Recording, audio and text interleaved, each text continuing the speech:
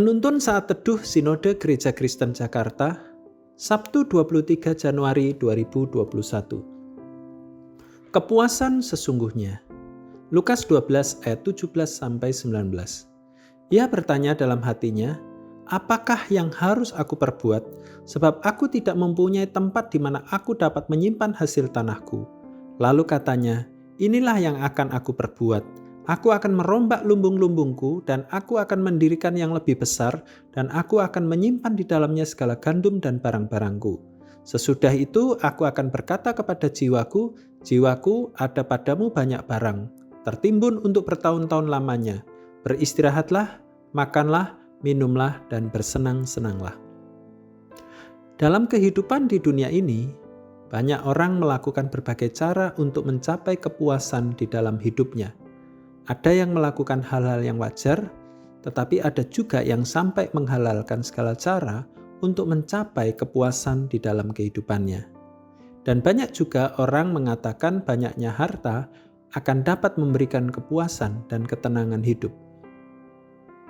Dalam Lukas 12 ayat 17, kita dapat menemukan pada kenyataannya tidaklah seperti apa yang banyak orang itu katakan.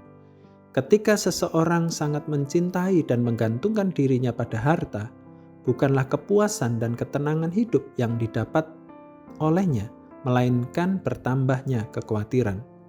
Rasa khawatir itu muncul karena memikirkan bagaimana untuk menjaga dan menyimpan setiap harta yang telah diperoleh. Inilah yang bisa kita pelajari dalam perumpamaan orang kaya yang bodoh. Sungguh, suatu kesalahan karena orang kaya itu mencintai dan menggantungkan diri pada harta yang fana. Harta sesungguhnya tidak mampu memberikan kepuasan.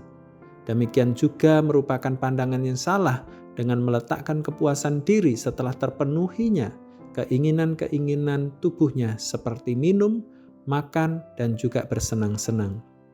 Karena kepuasan sejati tidaklah terletak pada itu semua, melainkan pada Tuhan Yesus Kristus. Dalam hidup ini, tidaklah salah seseorang bekerja keras untuk memperoleh pendapatan yang lebih dari sebelumnya untuk memperbaiki taraf kehidupan. Namun yang menjadi masalah adalah ketika seseorang menjadi serakah dan segala fokus kehidupan dan kecintaannya kepada harta kekayaan melebihi fokus dan kecintaannya kepada Tuhan. Terdapat dua kesalahan dengan cara hidup seperti itu. Kesalahan pertama karena baik disadari atau tanpa disadari, harta telah menggeser posisi Tuhan di dalam hidupnya. Harta telah menjadi berhala karena berada di posisi yang paling utama di dalam kehidupannya. Kesalahan kedua karena menurutnya kepuasan diri berada pada harta, padahal harta sifatnya sementara dan bukan sumber kepuasan yang sejati. Seperti yang dikatakan juga oleh pengkhotbah, seseorang yang mencintai uang dan harta tidak akan puas di dalam hidupnya. Pengkhotbah 5 ayat yang ke-9. Kepuasan yang sejati hanya ada di dalam Tuhan Yesus Kristus.